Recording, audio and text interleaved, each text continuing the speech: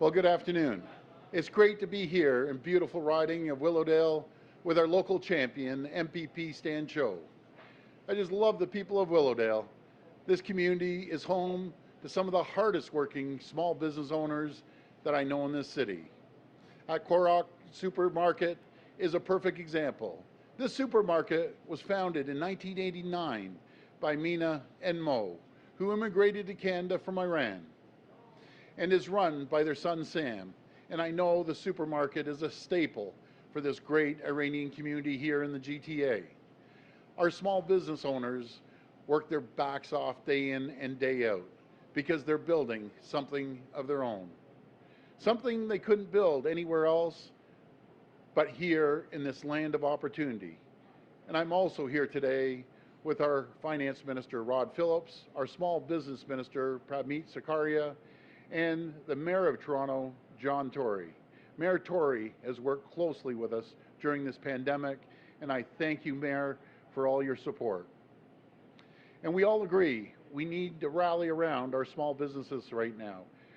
We know how difficult these past few months have been for our businesses, and we must continue to support them because they've always been there for us. Whether it's employing local students, sponsoring our kids' soccer team, or raising money for charity, they've been there for our communities. And we've been working hard to find the right balance between keeping our businesses open and keeping workers and customers safe.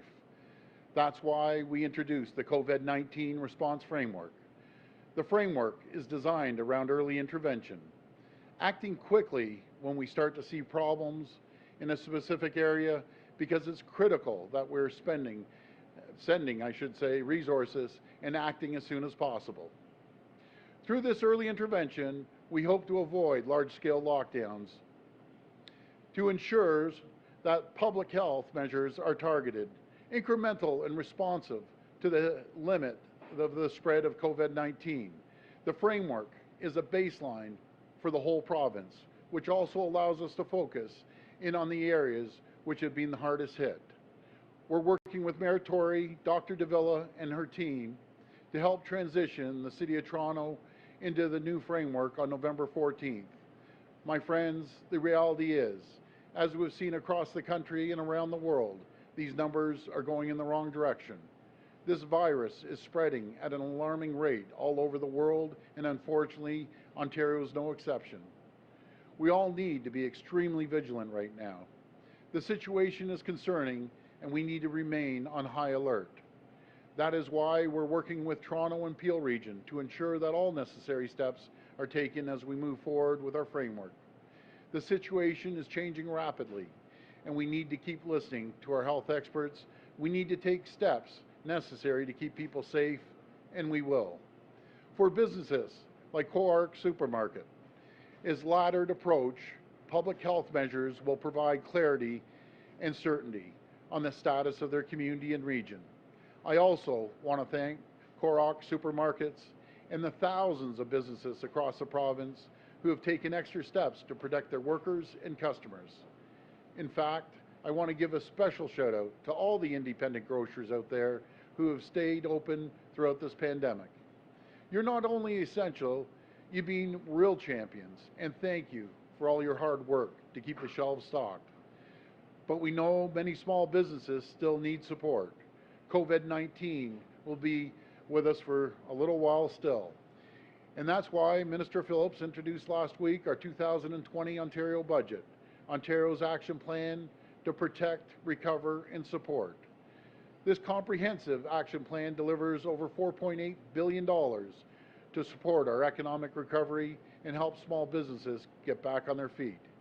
And more importantly, the plan includes billions of dollars injected directly into the health system to fight COVID-19. My friends, we're sparing no expense to support businesses and keep people safe. And I'm proud to announce today our government is giving municipalities the flexibility to provide property tax relief to small businesses. We've heard from Mayor Tory and other mayors that they want more tools to provide targeted relief to small businesses in their communities. Mayor Tory, we heard you loud and clear, and we're going to give you those tools. starting in 2021, will allow municipalities to provide a property tax reduction to their small businesses. And our government will consider matching those municipal reductions to further reduce taxes on our small businesses. Depending on the amount of municipal take-up, this tool could provide small businesses with municipal and provincial property tax relief totaling $385 million by 2022. For instance, a bakery in Toronto, that could mean a total of up to $10,500 in property tax savings in 2021. It's absolutely incredible, and it will make a huge difference. I'll ask Minister Phillips and Mayor Tory to speak more about these plans in a moment, but I want to call on the people of Ontario once more.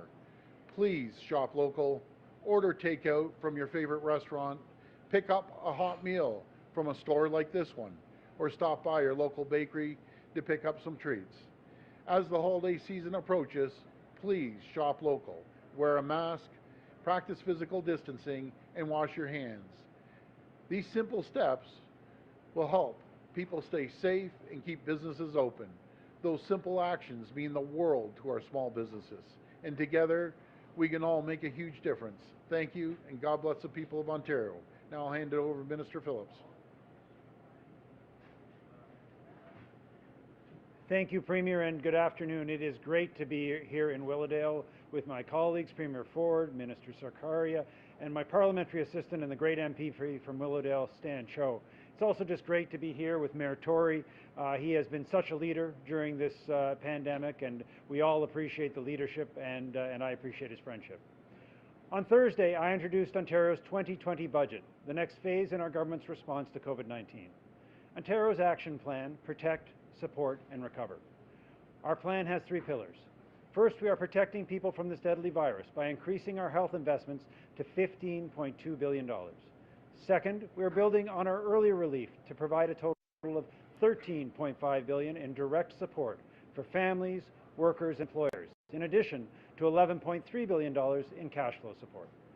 And third, we're removing barriers to recovery and providing $4.8 billion to protect and create jobs now and in the future. This next phase of Ontario's action plan brings our total COVID-19 response to $45 billion. This includes important actions to remove taxes on jobs. Back in March, we more than doubled the employer health tax exemption to $1 million. We've heard from employers across Ontario that this measure helped them keep workers on the job during COVID-19. So we're proposing to make this exemption permanent. That means an additional 30,000 Ontario small and medium-sized employers will no longer pay this tax. But that is just a start. We've also heard time and again from municipalities and employers about unfair property taxes. Municipal leaders were some of the most compelling voices. We heard loud and clear that leveling the playing field and addressing unfair property tax rates was one of the most important things that we could do immediately to support employers now and in the future. In Ontario, there's a wide range of business education taxes across the province. This creates an unfair challenge for businesses operating in communities where rates are higher. So we are acting immediately to reduce these high rates by $450 million in 2021. In the City of Toronto, it means an industrial property will save $16.3 million and commercial properties will save $117 million. This will provide employers significant savings, especially when you consider it's money that their competitors in other parts of Ontario are not paying. Over 200,000 business properties, or 94% of the provincial total, are going to benefit starting January 1st. Property taxes are one of the most unavoidable costs that businesses face. Now, just to consider the impacts of some of these changes, we'd like to talk about a typical bakery. The Premier talked on that. I'll go into a little more detail. If the city decides to use the new tool, the new flexibility we've given them to offer a 30% discount, the owner would receive $5,000 in municipal tax relief. That would be matched by $4,000 from the province, so a $9,000 total. Combined with $1,500 from the business property tax reduction I just spoke about, this bakery owner, and it could be this bakery owner right here, would receive a total of $10,500 in property tax savings in 2021. Now, as any business owner will tell you, that could be the difference between being able to grow your business or closing up shop. This is help right now and for the future. Thank you very much, and now I'm going to turn the podium over to Minister Sarkaria.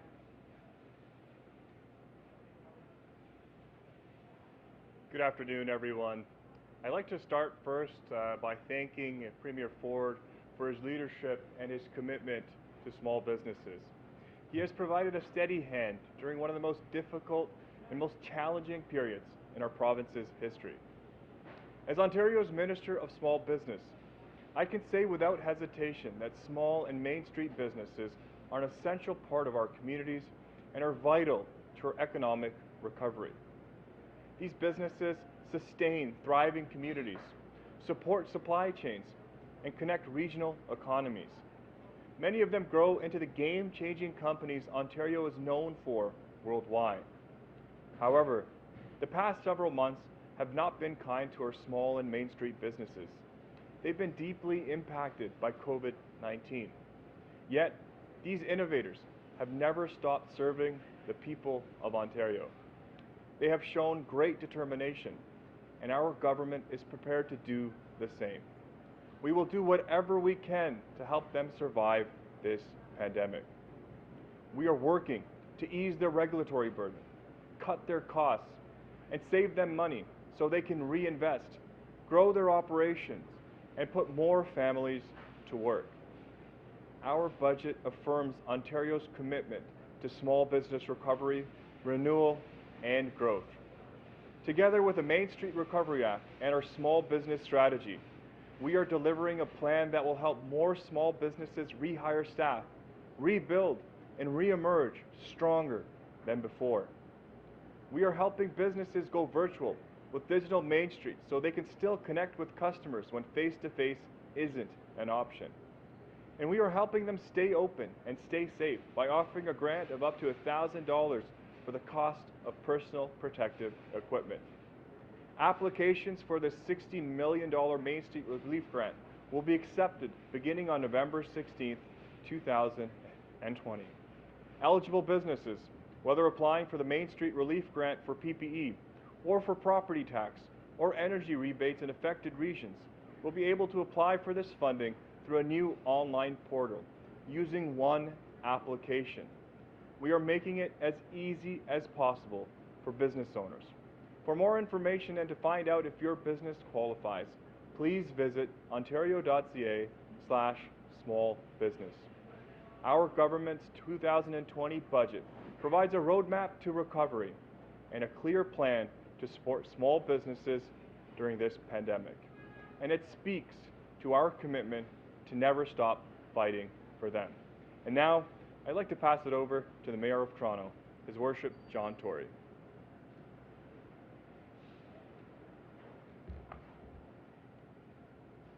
Well, Premier and Minister and members of Provincial Parliament, first of all, thank you for inviting me to be here with you today. And before I talk to the matter of the budget, I just want to say that this Government of Ontario, led by Premier Ford, Minister Phillips, and others, this government has been a good partner to the City of Toronto when it comes to dealing with the pandemic. We talk each and every day back and forth. We've cooperated on just about everything that we've done, and I just want people to know that in the country's biggest city, we have a Government of Ontario that has been responsive and has listened and has worked well with us, and we've tried to do the same with them. And I think it's made a big difference in terms of our ability to support people and to support businesses.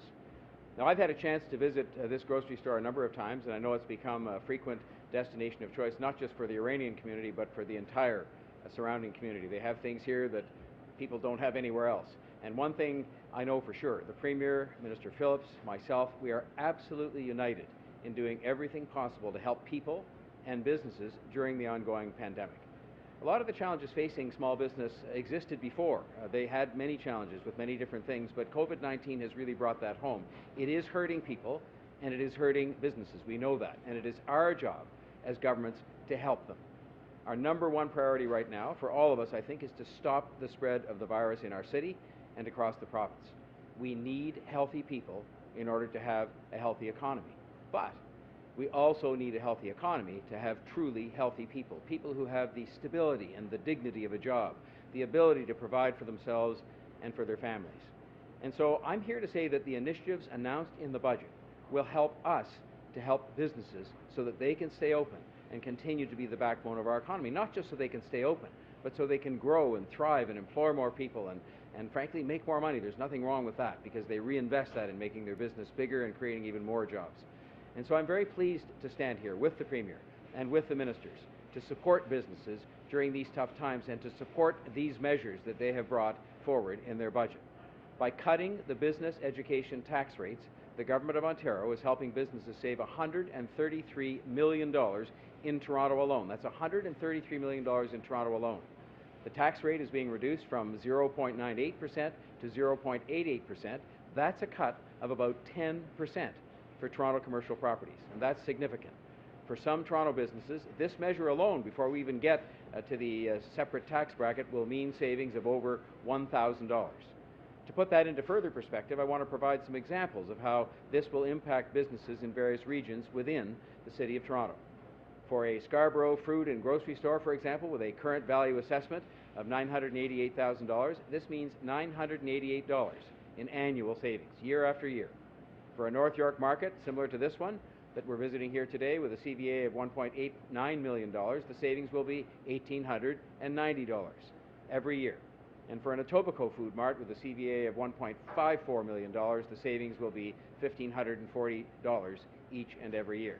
And for downtown, where the property values are obviously higher, a CVA of $2.38 million will produce savings of $2,380 every single year. Now, thanks to the possibility also being created by this budget, a separate measure, this budget brought forward by Premier Ford and Minister Phillips and their government, our city will now begin to explore the creation of a small business taxation subclass, a separate bracket to help small businesses.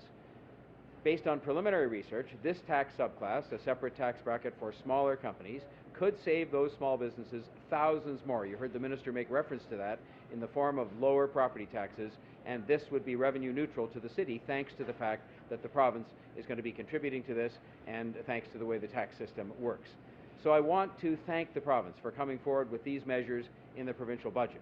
I think the commitment of Premier Ford to small business is well known, and these measures might well have been in this budget if we hadn't had a pandemic, because they're necessary to see us grow more jobs for more people. But the fact is we need it more than ever because of the pandemic, and these measures have been brought forward. They're going to make a big difference.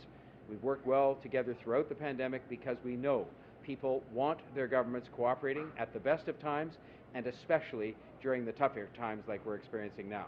It is this kind of unified approach that led to the Safe Restart Agreement. It's something that I championed on behalf of Toronto and all cities, but that the Premier also championed. I can tell you I witnessed that myself.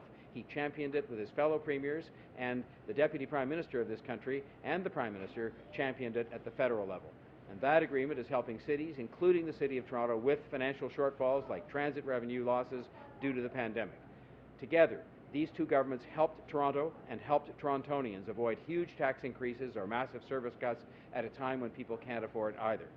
The work to help businesses and residents get through this pandemic and the pandemic itself is far from over, but I know that we are committed to working together alongside our residents and businesses to tackle this monumental challenge. So Premier, ministers, and members of Provincial Parliament, thank you for inviting me today, and thank you for these measures which will help Toronto gain strength as Ontario and Canada's economic engine. I would now like to invite up to the podium MPP Stan Cho. He is the local MPP, but he's one of those people that when I heard he was running for public office, and let alone when he got elected, I just said, that's the kind of person we need in public life. He gets business, he gets his community, he's a hard worker, I see him all the time, and I'm very pleased to, well, I'm not welcoming him to his own riding, but I am welcoming him up to this podium. Thank you.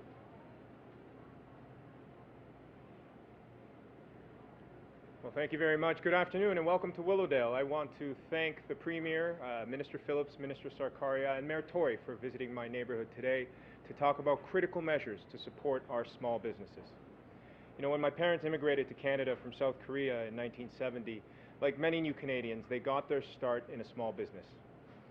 Growing up in their little convenience store not far from here, I learned firsthand that running a business is hard, even at the best of times. In the past 9 months, businesses have had to make incredible sacrifices to keep us safe. The measures discussed today represent thousands of dollars in much-needed relief for businesses that make our main streets vibrant. Businesses like Korok Supermarket are the backbone of our economy.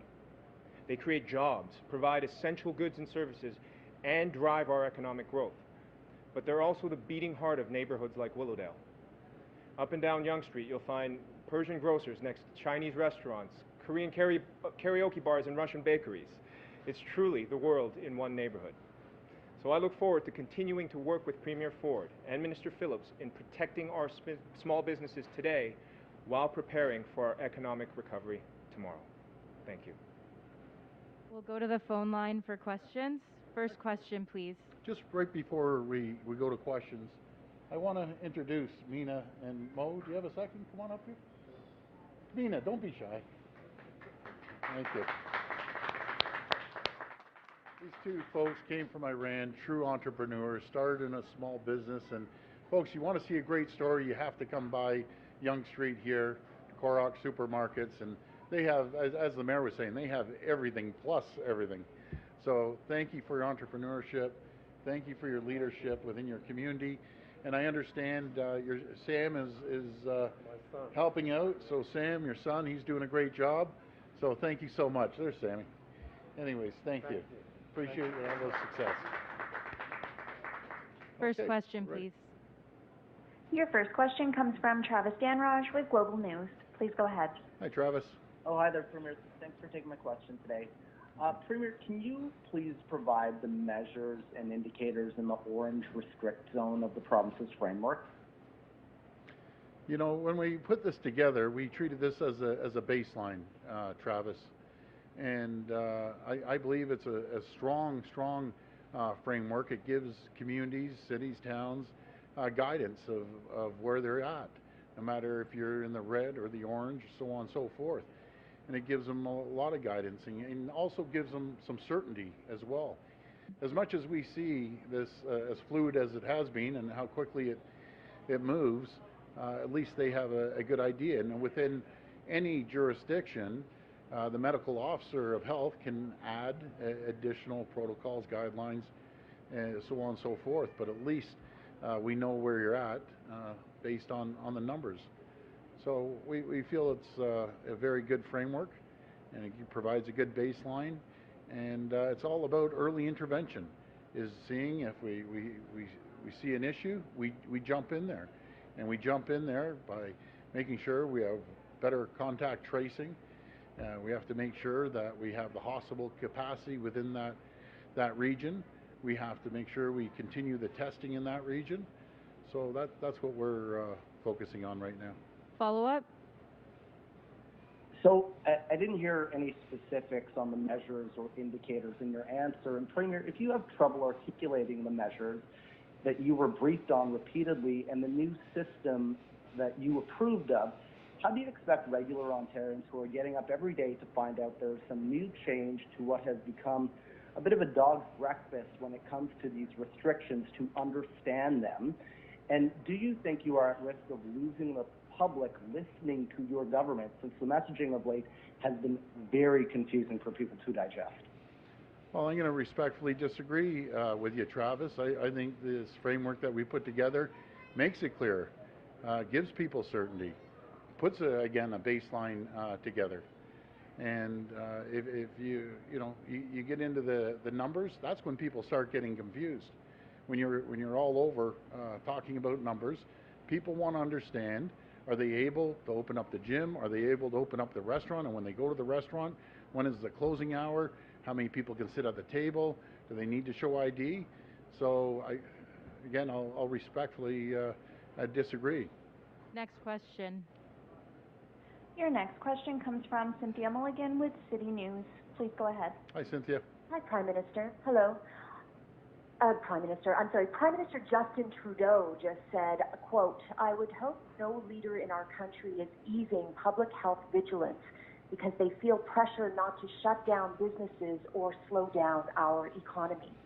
Ontario keeps breaking record highs. The positivity rate has more than doubled in a month, and yet the government is easing restrictions. I know you say that it's up to individual medical officers of health to add to that, but you're still allowing easing of restrictions in hot zones despite these increasing numbers.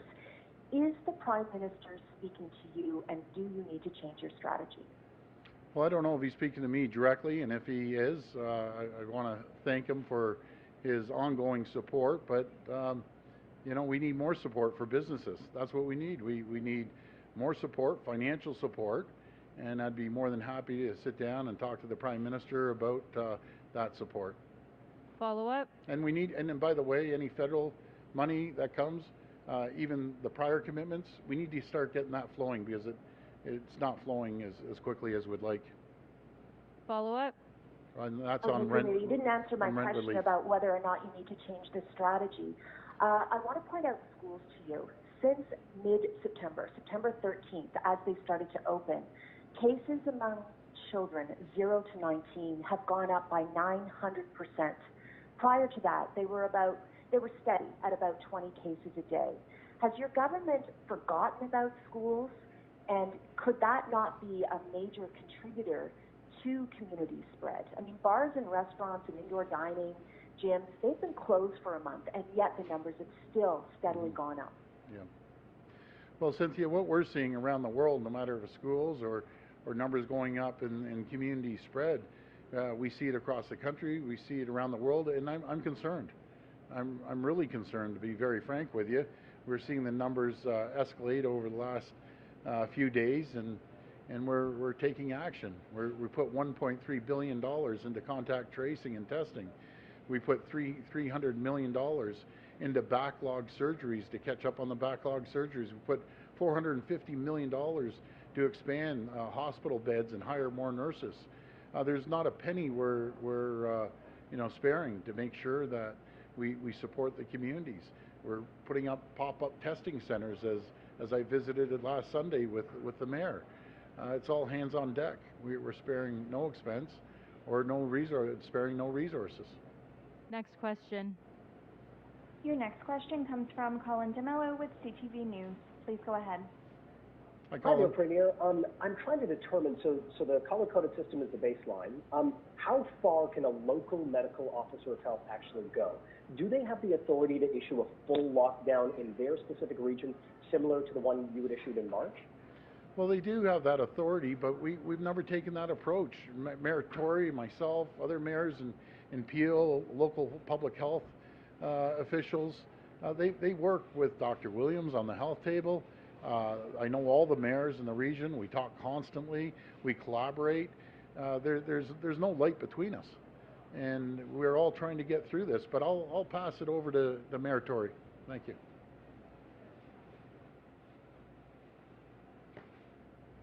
I think we have a system in this province and in this country that is more complex than it needs to be, and perhaps when this pandemic is over, we'll all have a chance to take a look at how we can make it better. But the bottom line is this: these governments respect each other. We have been working with the province on some of the changes we will announce later this afternoon, but we have a common objective, and that is to keep people healthy, to make sure that each municipality — Toronto is different than other cities, it's different than Brampton, it's different than Mississauga or Sudbury or Ottawa. It's a city that is denser, it is bigger, it has, and because it's bigger, it has more sort of densely populated sections to it, and the numbers are different. And so we're working respectfully with each other, cooperatively, and we will do the things we think have to be done in the best interest of the City of Toronto. And we're doing that in full communication and full consultation with the Government of Ontario, who, as I've said earlier on, have been good partners through this pandemic, and I'm sure will continue to be. Follow up? Perfect. Thank you for the clarification. Premier, just a follow-up for you. There are many people, I guess, in this province who feel that the cure might be worse than the disease. I'm wondering where you stand on that statement. The cure is — I'm sorry, can you repeat that, Colin? That the cure, lockdowns, economic restrictions, et cetera, is worse than the disease itself. Okay. There's a lot of people who say that, who feel that, who are feeling tired about this. Where do you stand on that specific statement, that the cure is worse than the disease? Well, some people have that opinion. I can respect that. I have to listen to the health experts that are on our health table, and I rely on health and science. That's number one. The economy is slightly behind that. Without our health and the safety of the public, you don't have an economy. It goes hand in hand. We want to keep the economy going, but we have to do it safely. That's really what it comes down to. And we're going to continue making sure we give the supports to the businesses, we give the supports to the healthcare system, which we have, to make sure we can get this done. Next question. Your next question comes from Lorenda Radikoff with CBC News. Please go ahead. Hi, Loretta. Hi there, Premier. We're seeing that Manitoba is going to be moving into a lockdown. Is that something that you guys are talking about, possibly just for the GTA, seeing these numbers that are pretty out of control lately? Well, I can't rule out anything. I think we've showed before at the beginning of this pandemic, if it needs to be done, we'll do it based on the advice of our health professionals, our advice from the local medical officers, and the advice from the local mayor. And that's who I listen to. We have to be collaborative, which we have from the beginning. It's you just can't be running off into the wilderness making a decision by yourself. I'm a strong believer, which we have been from day one, is working together with our health table and again the medical officers of health, 34 of them around the province, and the local mayors. It's absolutely critical. Then we make a decision to move forward. But to answer your question, if the numbers get totally out of control, I won't hesitate to do what it takes to protect the health and safety of the people. Follow up? We're seeing that there are some problems with availability of the high-dose flu vaccines for seniors from a couple of cities at least. What is the provincial picture in terms of availability, and what should seniors be doing? So we've ordered over 1 million more doses, and the 2 doses too, the lower percentage dose and then the higher one for seniors. I know 1.3 million seniors have taken their flu shot so far, and we have about 170,000 on reserve, and we're going to make sure that we exhaust everything, and then we'll pull out the 170,000, which is a mixture of both levels of doses, and we're asking for more from the federal government. Last question. Your final question comes from Rod Ferguson with the Toronto Star. Please go ahead. Hi, Premier. Hi, Rob. I just wanted to ask, picking up on what a few others have asked, but we keep hitting record numbers of cases all the time, not just on single day, but every day the 7-day average, rolling average of cases is reaching a new high. Yeah. Are you at the point of throwing up your hands? Modified stage 2 doesn't seem to have worked enough. I know it's hard to gauge exactly how much it might have worked. So what are your options at this point? We're going to get something from Toronto later today, I know, but are you perplexed by this as many of the people I talk to are, and what are you going to do about it? Well, first of all, Rob, I'd never give up, never, ever give up, and the people of Ontario should never, ever give up. We will get through this, and am I concerned? 100% I'm concerned. These numbers keep me up at night, and we're throwing everything we can at it. And you made a good point, Rob. Even after stage 2, we still see the numbers escalating. So we're going to look and work together with the City of Toronto and Peel and do whatever it takes to get these numbers down. But yes, it is concerning. And it's concerning on both ends, on the economy and on the health. Follow up? When we do get something more from Toronto today, and if the mayor wants to weigh in on this, I'd love to hear it. But will you make anything Toronto and Peel do, or any other municipality, will you make them enforceable through provincial rules or through city orders? Because there's always been confusion as to how enforceable some of these things are. Well, I don't think we've ever hit that point that we're just loggerheads. We're working together, and I've always supported Mayor Tory, Dr. Davila, and I know Dr. Williams has. And with the protocols they're bringing forward, I will continue to support them, as I will with Peel as well. I'll pass it to Mayor Tory. I will just say that without getting into what we'll announce later on today, that what we're doing is building on the provincial framework. And we're going to be building on that to make sure that we do for Toronto what we believe is necessary at this point in time in light of all the different indicators. And we're doing it in full consultation and collaboration with the provincial government. We will have to lay out, as we will do in the coming days, an enforcement plan of our own with respect to the things that we do, the initiatives we undertake. But we all have the same objective in mind here. Nobody has all the answers to this. There's a lot of unknowns with this around the world. I mean, if this Ontario or Toronto were the only place in the world this was going on, I guess you know, we'd have real reason to be concerned about that. But we're actually doing relatively well. We've got to do better. And the whole idea of what we're doing in Toronto, building on the provincial framework, is to do better, to get these numbers down, to get people healthy, to keep them healthy, to keep businesses open and healthy as to the greatest extent we can, as soon as we can, and that's exactly what we're going to do. And enforcement will be a part of that, and we'll see how things go. Thanks, everyone. Thank you, everyone.